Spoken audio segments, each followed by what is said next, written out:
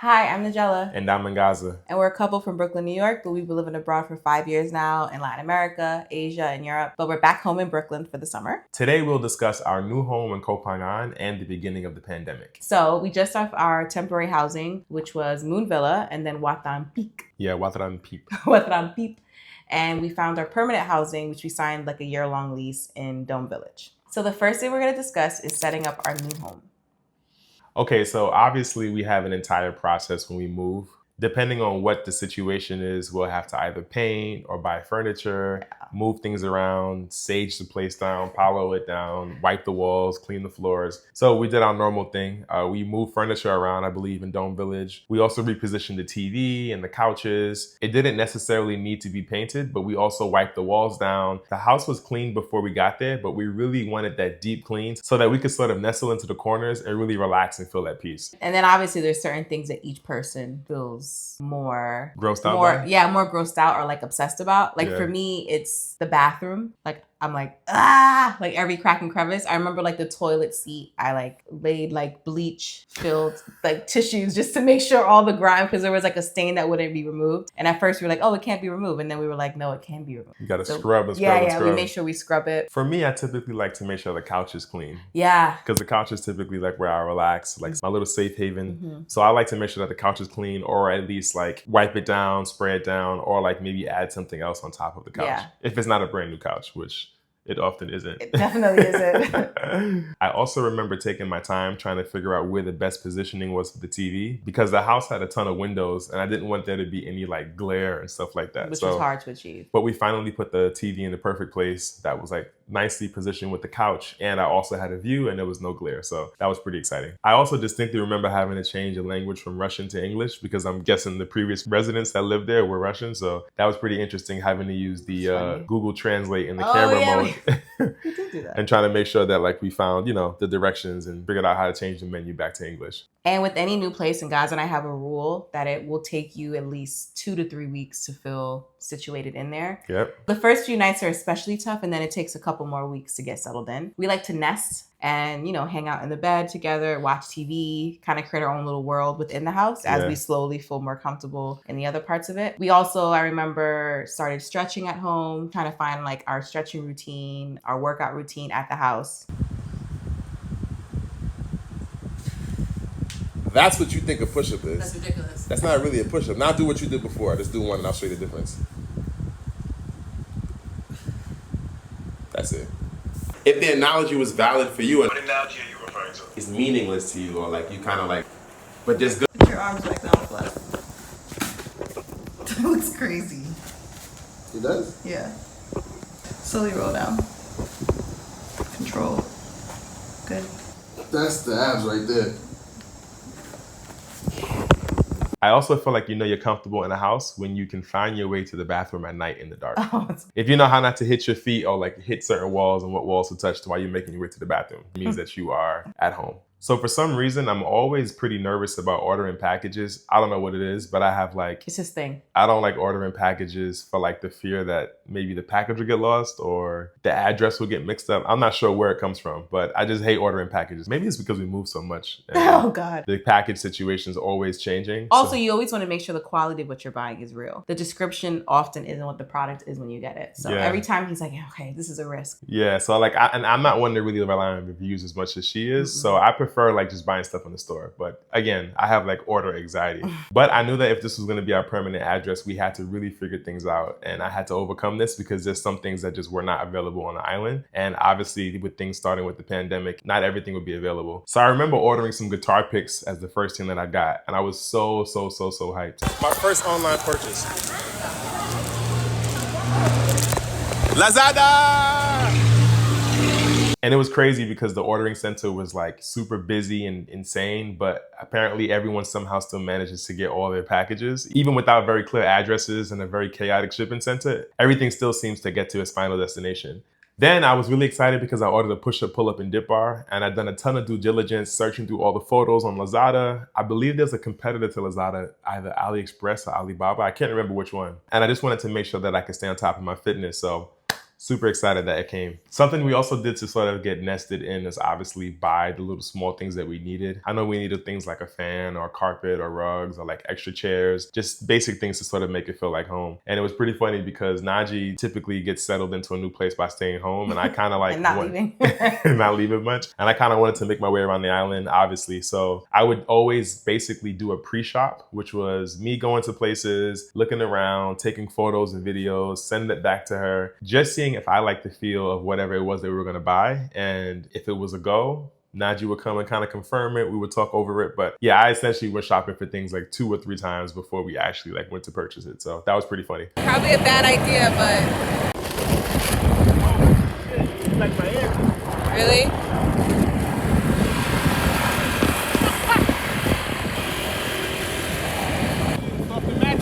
The goal for us was really making this place feel like a home. Yeah. Next, we'll discuss the pandemic starting on the island.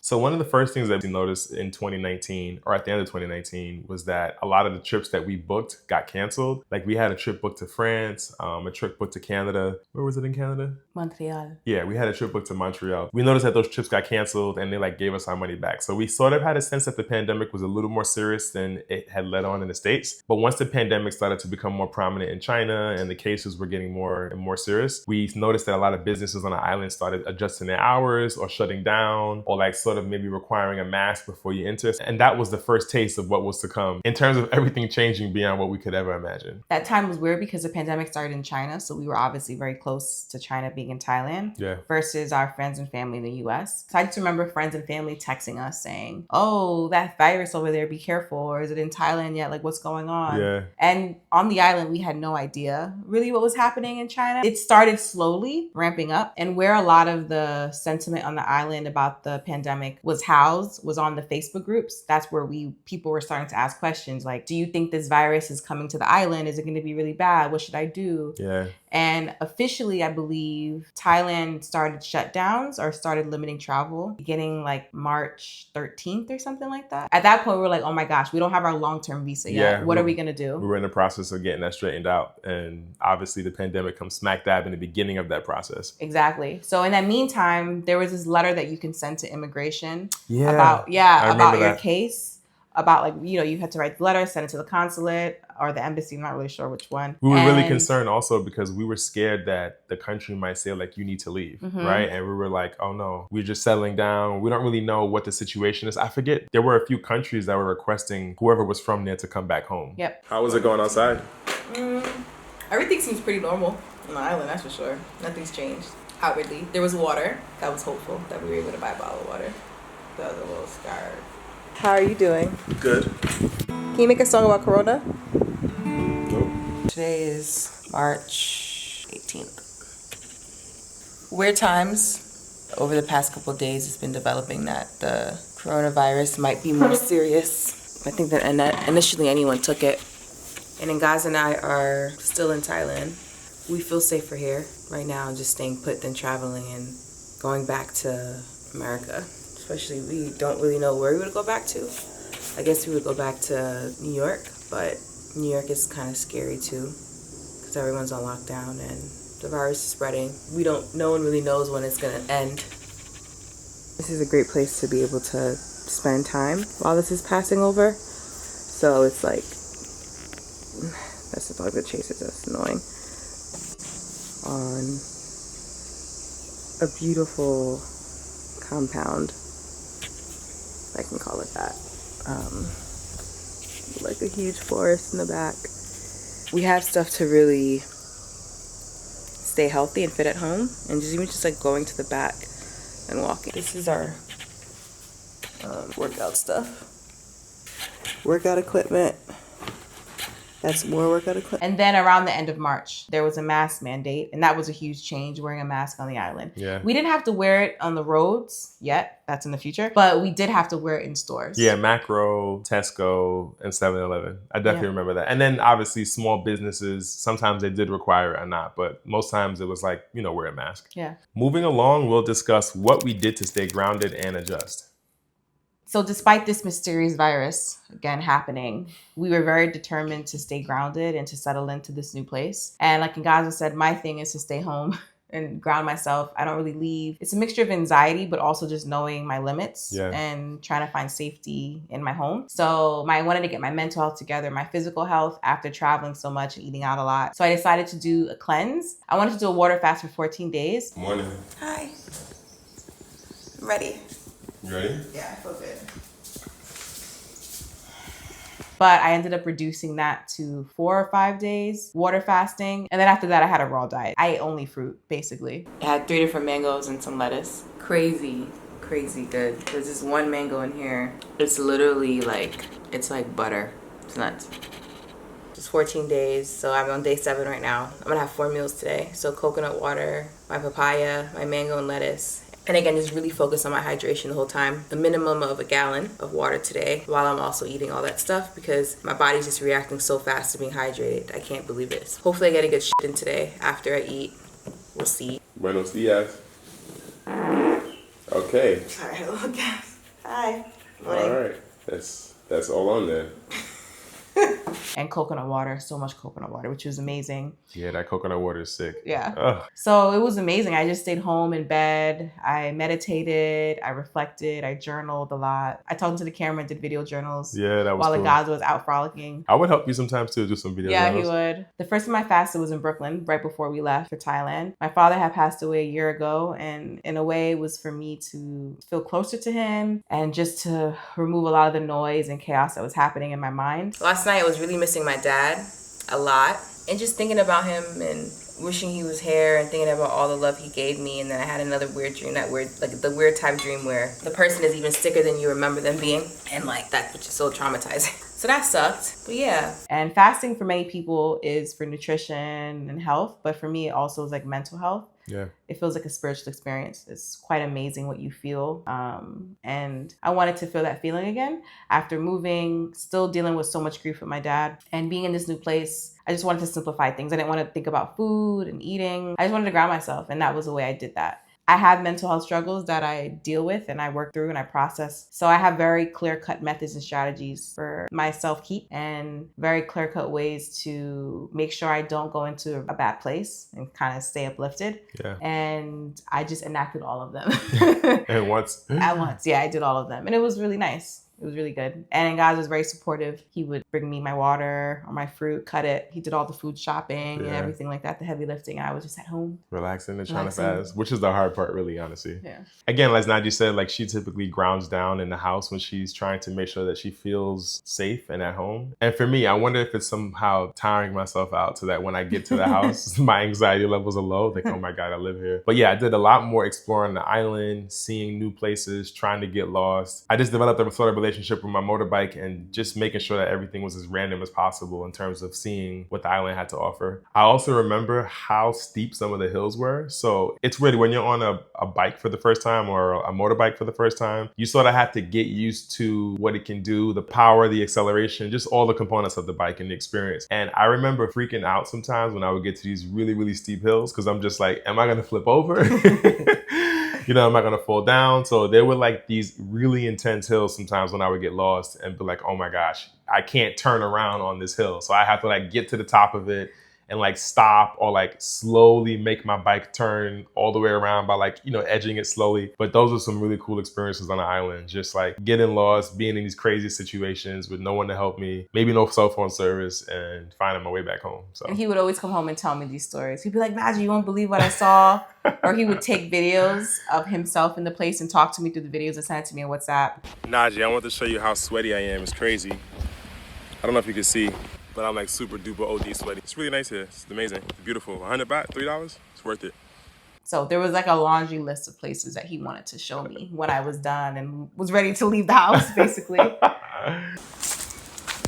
Oh, wow. Water's right here.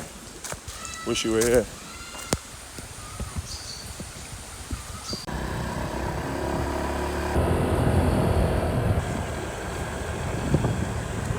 It is beautiful, man. Breathtaking. This is a dope experience. I'm super thankful for being here. I've never been anywhere like this in my life, alone or, I don't know, by myself in this type of nature. I'm just super thankful for this. Thank you, Pop. It's crazy. So beautiful. I can't wait to come back here with Najee. I also really picked up the guitar a ton. That was really fun for me. I always feel like people have certain things that they want to accomplish. Like I want to write a book, or I want to learn to play guitar or play instrument. And it's not often that we have time to actually find the space to do the things that we want to do or try something that we wanted to try. So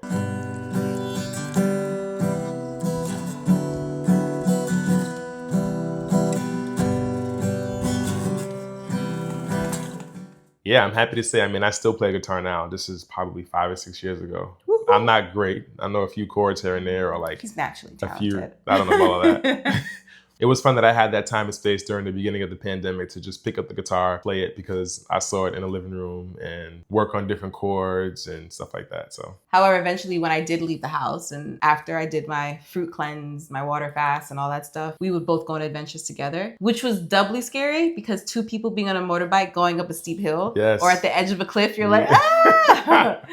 But that was really nice when I would get to go to the places that he would show me. Or when you go up a hill and your bike slows down significantly. And then I have to get off. Remember, sometimes I would get off the hill and walk. That happened a couple times too. And those moments, it really hit us that we were living in a tropical paradise. Yeah. Like, oh my God, I'm truly on an island.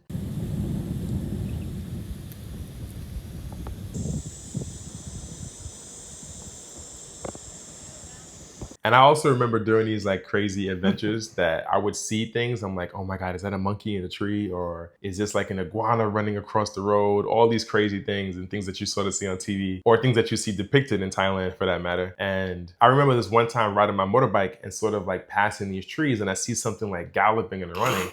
And the first thing that comes to my mind, I'm like, is this a deer?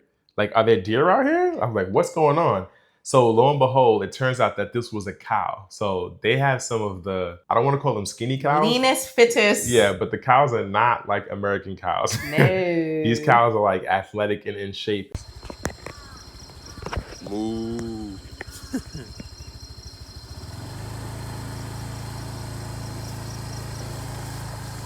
I'm not gonna do anything.